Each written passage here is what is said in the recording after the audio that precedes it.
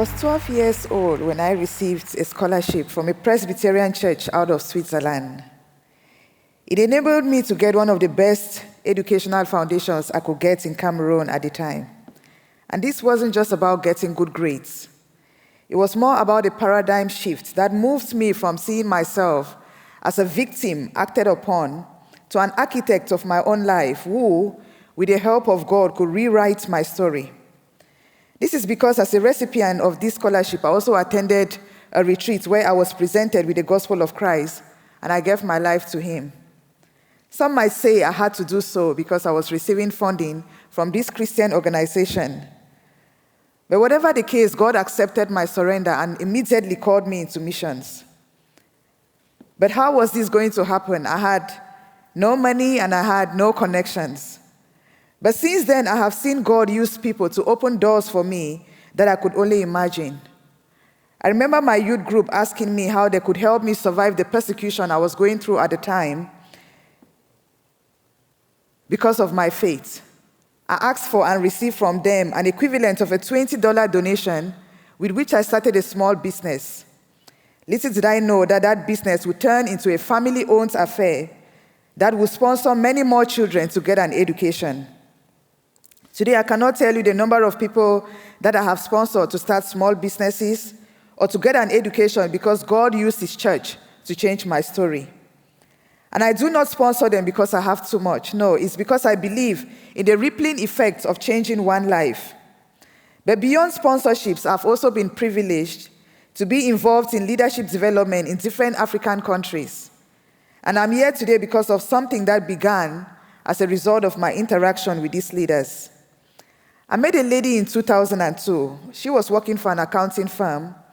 And as a young believer, she had this great desire to preach the gospel to her colleagues. But she wanted to earn the right to be heard. And so she began going to work early, doing an excellent job, and when necessary, being the last to leave the office.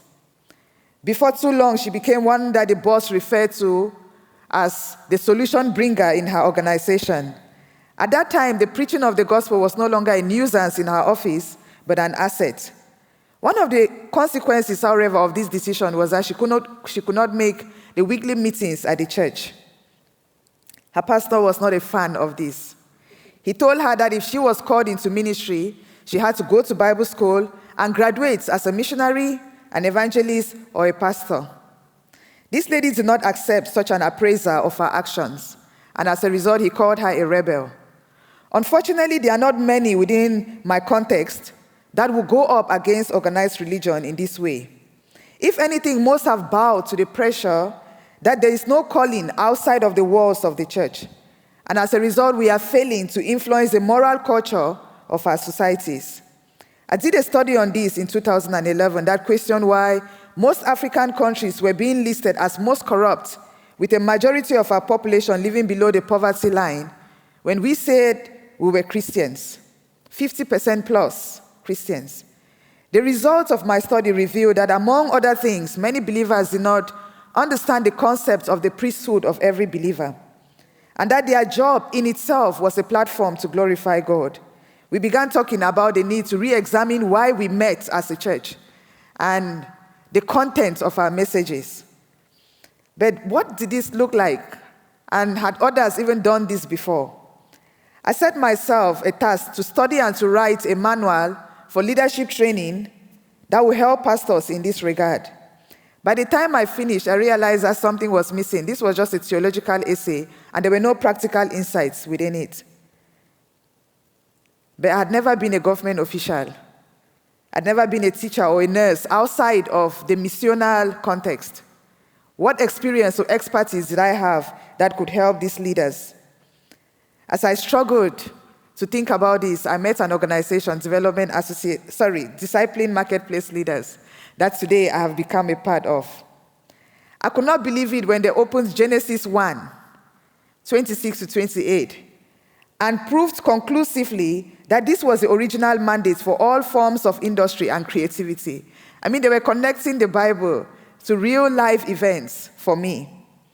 By the time they concluded with the quotes from a Scottish theologian, George MacLeod, that Jesus was crucified in a marketplace so cosmopolitan that the title of his cross had to be translated into 3 different international languages, I was ready to jump out of my skin. But this was the beginning of my journey in discipling marketplace leaders practically. Have we answered all the questions, or have we met all the needs? Not by a long shot, but we are working on it. And you, with your Judeo-Christian heritage, integrating your faith into your work is or should be your lifestyle. You have surmounted challenges and learned lessons that I believe are applicable in our context, and that is what we need from you. But the question is, which of those lessons do we need right now? And every single individual within the African context will answer this question differently. And to be a part of our journey, you need to first listen to the answer that they provide, knowing that even as God is speaking to you about being a part of our journey, he's already speaking to us as well. Thank you. Thank you, Emmeline. I am blessed to work with brothers and sisters across Africa who are responding to the call of God to work with church members to become marketplace ministers. And we are beginning to see what we believe is a movement, and as Dr. Billy Graham said, maybe this will lead to a second Reformation. That is our prayer. But in order to have such a movement, we also need to know the status and the condition of the church. Recently, I was at a forum where we were talking about church multiplication, and about 90 organizations gathered to talk about the goal of having one church for every 1,000 people. This is a great goal, right? To have that many churches. And as I listened to them over the course of a few days, I began to have a troubling thought in my mind. It began to evoke a question of, to what end? To what end do we have one church for every 1,000 people if those churches are actually not being transformative for the communities, for the cities, and for the nations? And it troubled me, and I was wondering about this. What is the challenge that we have? That when we talk about planting churches, that we see that is the end goal, but the church is not actually equipping people to be the church every day of the week.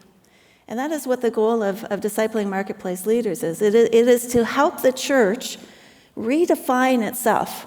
The church tends to define itself as the building that we are in. We go to church on Sunday, and church ministry is what happens within the 4 walls of the church. We start going to church in order to get prayed over, to get healing, to get blessings, to have fellowship. When in fact, we should be going to church in order to be sent out again. The purpose of the church is to equip the saints for the work of the ministry. That ministry does not happen in the church building. That's where all the light already is. The church happens when people are released, and it begins on Monday. One of the pastors from Kenya who went to our training said this: church begins on Monday. Sunday is maintenance or garage time. We go to church to be refueled. We go to church to have the oil changed, to have repairs done. But then we start church really on Monday when we are living out the gospel. But we've been confused and we've been deceived to think and redefine church as what happens in the building. And as we begin to work with churches, as the goal of our ministry is to help the church has, as part of its DNA, discipleship for people in the workplace, we recognize that one of the key problems is that pastors don't have an understanding of the call to business. They don't understand the God of business. Well, what does this mean? We take them through a workshop where we talk about understanding the God of business in the Old Testament and the New Testament. We look, as Emmeline said, at Genesis 1 and 2. There are 5 words in Genesis 1:28: be fruitful, multiply, fill, subdue, and reign. And too often, in places where we work, we see that it's reduced simply to having children. But 5 different words that have very different meanings and contexts that you can find throughout Scripture. It's the essence of what we were made to do. Genesis 2:15 says that we were told we were put in the garden to work it and to care for it. That is our commitment. And in DML, we teach 3 different directives. 3 great directives from the Bible. Every church teaches the Great Commission. We know we are to disciple people. Every church teaches the Great Commandment. We know that we are to love God and to love our neighbor. But what we don't find is what we call the Great Commitment, the attention to Genesis 1 and 2, our purpose for creation before the fall. And that's what we want to have churches begin to reintroduce back into churches, that as much attention is paid to the Great Commitment, our commitment to God to fulfill that, his commitment of giving us this earth, and be able to carry out the Great Commission and the Great Commandment within those contexts. This requires a paradigm shift, and we are asking pastors and church leaders to read the Bible with a different set of glasses than they might normally have read the Bible. Many pastors have read the Bible many times, they know what's there, but we come at it with our cultural perspective and inclinations of how and where we've been raised. And so we ask them is there possibly a different pair of glasses that we can look at the Bible through? Our patriarchs were businessmen. Many of the prophets were businessmen. The disciples were businessmen. Jesus himself was a businessman for 18 years, 12 to the age of 30. He was the oldest son, and his father died at a young age. He had to provide for the family. This goes contrary to what our thinking is about Jesus as a holy rabbi. He was a businessman working with his hands. So we believe that we can change the mindset of the pastors. We can change the mindset also how we look at business, and we can also change our mindset about the church. How we define the church defines the behavior that we have toward the church. But working with the church is not easy. Many of those involved in faith and work have sidestepped the church to work directly with business people. And that's something that I was doing. For 7 years in West Africa, I worked in business development, and I actually saw great success. Wealth was being created, jobs were being created, good things were happening. But then somebody said this to me. They said, "Be careful, you aren't fattening people's bellies on their way to hell." Be careful, you aren't fattening people's bellies on their way to hell. And that was in 2011. And those words hit me hard. And I thought about Europe, and I thought about North America. As we've increased in income, we've decreased our dependence on God. And I thought, I don't want to be part of doing that in the majority world across Africa. That as we help to increase income, what is going to tie them to Deuteronomy 8, verse 18, which says, "Remember the Lord your God, for it is he who gives you the ability to create wealth and so fulfills his covenant." And I thought, I don't want to be part of this. And so I decided to quit. I decided to leave my job. I had been recently widowed. My husband died while we lived in Ghana. I had a 17-year-old and 15-year-old with me in Ghana, and I decided to leave my job because I thought, I can't be a part of this. But then I was given the opportunity to preach to pastors, to teach pastors about the ministry of business.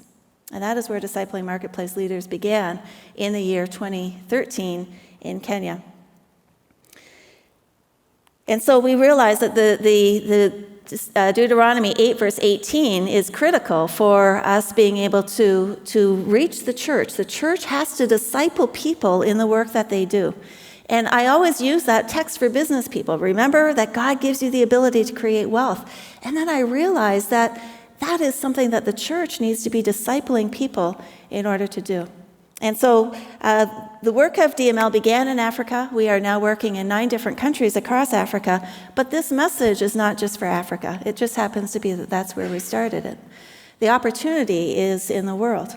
But the world is changing, and the global church is changing, and we're all aware of that. And one of the things that we want to ask ourselves the question is, for the church in the West, where do we want to apply our energy in terms of the global church? And there needs to be an understanding of the relationship between population, between church growth, and between the marketplace. So I want to show you just a brief clip that will show the population change by continent from the year 1950 to the year 2100. I want you to pay attention to Asia, which will be in yellow, and Africa, which will be in green, and I will call out the years from 1950 to the year 2100 as we do this. So 1960, 70, 80, 1990, 2000, 2010, 2020, 2030, 2040, 2050, 2060, 2070, 2080, 2090, 2100. You can see the change that's going to happen. As Africa and Asia increase their population, the populations in the rest of the world are declining. By the year 2100, 2 out of 3 people in the world will be African and Asian. In the meantime, the church in those areas is growing while the church in the West is declining. This is a challenge, and it's an opportunity. How can we, the church in the West, impact the majority church in the rest of the world so that they don't end up with the same outcomes that we may be moving towards? Ed Silvoso describes the situation accurately when he says this: Christianity is like a football or a soccer game. 20,000 spectators in desperate need of exercise, watching 22 players in desperate need of rest. Unfortunately, the pastors are the players, and the pastors should be the coach. We have 20,000 spectators who are ready to and wanting to get on the field. They need exercise. They paid an entrance fee, and we're not using them. They've been benched. And so when you do the multiplication of this, when churches begin to have as part of their DNA a discipleship ministry, we begin to release all of these members. 2-point-something billion Christians in the world, and the exponential effect that they could have on their specific sphere of influence. DML has found and is implementing a solution that is helping pastors move their congregation from being spectators to being ministers in the marketplace. We work with seminaries and pastors' denominations to help them understand what does it take to have a discipleship ministry for the workplace in the local church. What are the resources that are necessary? We teach business people in godly wealth creation and job creation, reminding them that God is the owner and you are the managers. When all of this is done, Christians are nurtured to do their work as an act of worship, bringing the church to the world. We're working, as I said, in 9 different countries, and one of those countries is northern Ghana. In northern Ghana, it is 90% Muslim, and the churches that have embraced the Discipling Marketplace Leaders ministry are seeing growth financially and numerically in their church. And we have people like Rebecca, who was a Christian, or was a Muslim, became a Christian, and she now recognizes that her business is her parish. She, by herself, has already led more than 30 Muslims to Christ. So you can begin to do the numbers in terms of how that looks.